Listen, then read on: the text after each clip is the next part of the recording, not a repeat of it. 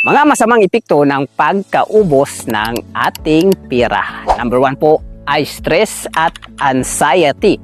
So, ang stress, ang pagkaroon ng stress at anxiety po, yan po ang mga isa sa mga dahilan kung bakit nauubos ang ating pera at nagkakaroon ka dyan ng stress. At ang ating number 2, depression. So, dito sa depression po, kapag naubos ang ating pera, magkakaroon ka ng depression. Kasi, ito po ang halimbawa dyan is kasi dito, nasa isip mo na bakit kaya naubos ang ating pera at nagkakaroon ako ng depression. Sa number 3 po ay kawalan ng motivation. Halimbawa, kung may naiisip ka na opportunity at biglang nasa isip mo na nawalan ka ng pera, so nawawala ka rin ng motivation. Kasi sa pagninegosyo po or pagkakaroon ng opportunity ay dapat may motivation.